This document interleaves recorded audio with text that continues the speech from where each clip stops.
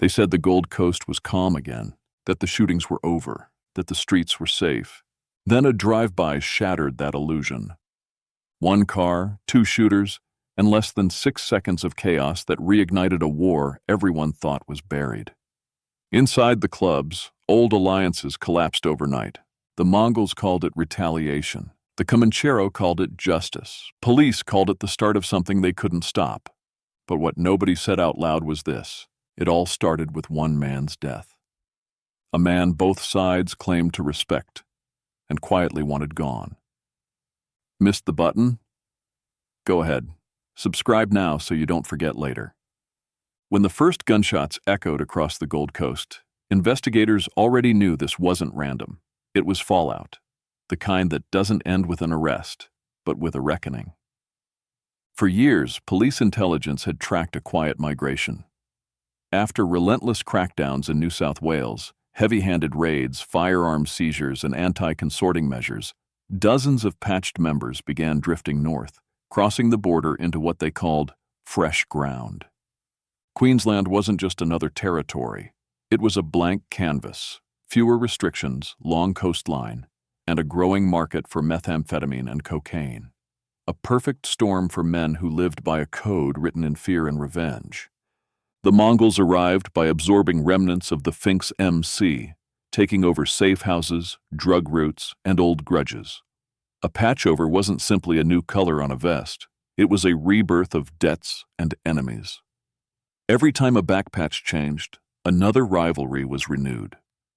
To the Comanchero, that move looked like an invasion.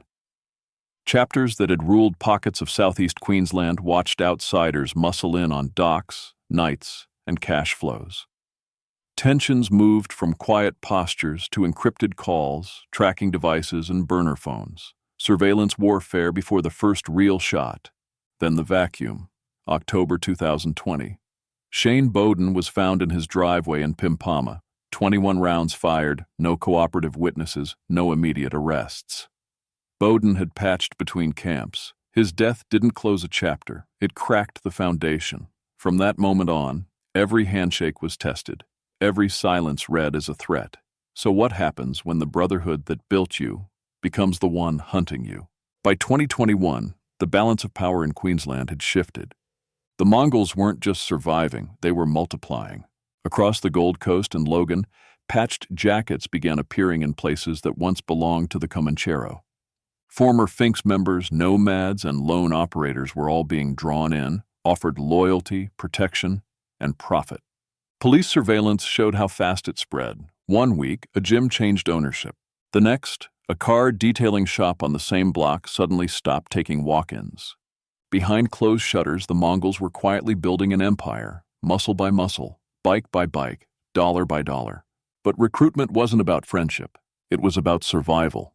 The Comancheros saw the expansion as a challenge they couldn't ignore. In response, their chapters launched what investigators later called a violent recruitment drive. They moved through gyms, bars, and fight clubs, targeting ex-boxers, security workers, and anyone who could handle a weapon without flinching. For both sides, new members were tools, not brothers. And each new recruit came with more risk. A fresh leak, a new target, another reason to strike first. At the top, silent wars were being fought in boardrooms and backyards. Chapter heads, some old faces, some newly arrived from interstate, began orchestrating what police called takeovers without bodies. A single phone call could move a kilo, silence a rival, or remove a lieutenant without leaving a trace. It was control through fear, the kind that didn't need bullets, just rumors. Because in the outlaw world, fear spreads faster than gunfire. Taskforce Maxima watched all of it unfold in real time. Operation Ironside had already cracked encrypted phone networks across Australia, but the Bickies adapted fast, swapping apps, resetting devices, and running dark web message boards that disappeared every 24 hours. By 2022, detectives had seized hundreds of burner phones, each containing fragments of messages that hinted at turf maps, cash pickups, and coded threats. But every time they moved in, someone else vanished before the raid hit. No one talked. No one defected.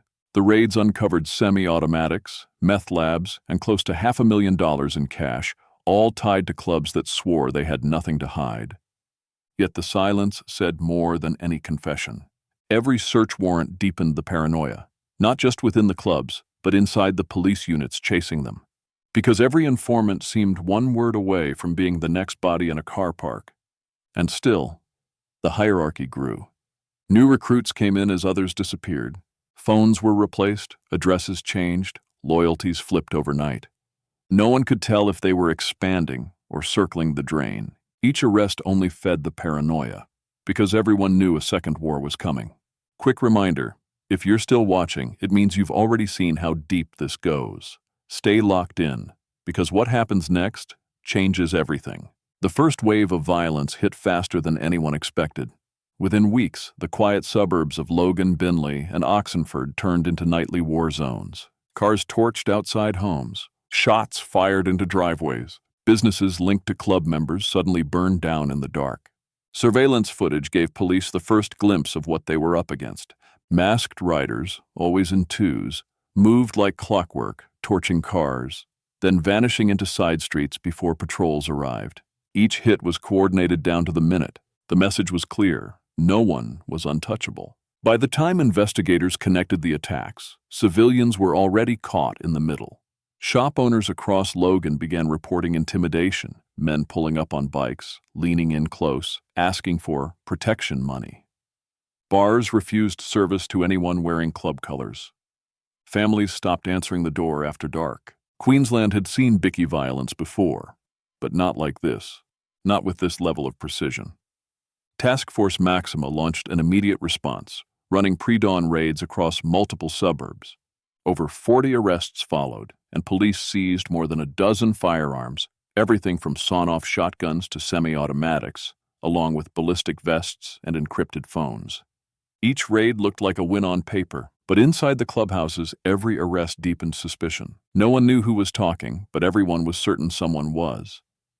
Behind closed doors, trust disintegrated. Chapters began vetting their own members, rechecking phones, watching who showed up to meetings and who didn't. Men who once called each other brothers now avoided eye contact. Some disappeared for weeks, claiming heat from the cops. Others never came back at all. Police informants were rumored to be inside both clubs, feeding intel about movements, safe houses, and arms shipments. But no one knew who or how many. And the more the pressure built, the more violent the silence became. Because in this world, paranoia doesn't whisper. It screams. Every rider carried a gun now. Every phone call could be a setup. Every meeting could be an ambush. And in the middle of all that noise, one question haunted everyone on both sides. When every man rides armed, who do you trust when the engines go quiet? The truce shattered the moment Shane Bowden's body hit the ground. It wasn't just another hit. It was an execution with a message. 21 rounds fired into his BMW in the driveway of his Pimpama home. No suspects, no witnesses willing to talk, but everyone knew who it was meant for. Bowden wasn't just any name in the outlaw world. He was the name no one could trust. A former Mongol who had once rejoined the Comanchero, then drifted back again, carrying secrets, grudges, and unfinished business. To some, he was a liability. To others, he was a walking threat. And in the world he lived in, threats don't retire. They get erased. CCTV footage showed a dark sedan slowing near his home before gunfire tore through the night. Seconds later, the car disappeared down the highway. By the time investigators arrived, the flames from a nearby torched vehicle painted the scene in orange. News crews caught the aftermath, the wreckage, the body, the disbelief. To the public, it was chaos. To the bikies, it was prophecy. His death tore through the underworld like a chain reaction. The Mongols called it revenge. The Comanchero called it betrayal. Both were right, and both were wrong. Because Bowden had become something bigger than either side, a ghost that haunted every meeting, every plan, every silence. Police intelligence quickly confirmed what many feared. Multiple independent hit squads were now operating across southeast Queensland, each carrying out retaliations without orders. No hierarchy, no oversight, just payback. Taskforce Maxima's response was immediate. they launched Operation Tango Grey, a multi-agency crackdown that targeted the Bicky network from the inside out. Raids swept through the Gold Coast, Logan, and Ipswich, uncovering caches of methamphetamine, stolen vehicles, and automatic weapons, enough to arm a platoon.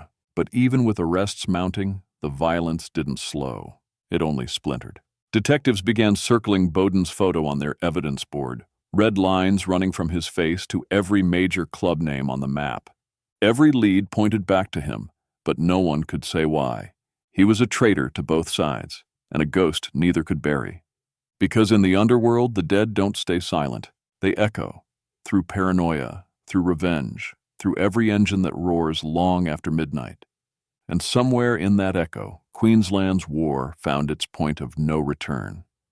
By 2023, Queensland police stopped calling it containment. They called it survival. Every week brought new gunfire, new fires, new bodies nobody wanted to claim. It was clear the Bickies weren't just fighting each other anymore. They were fighting the state itself. That's when Taskforce Maxima went back on the offensive. Under a new statewide directive known as Operation Maxima Reloaded, Queensland Police coordinated with New South Wales units, sharing intelligence on vehicles, cache routes, and encrypted comms. This wasn't just policing.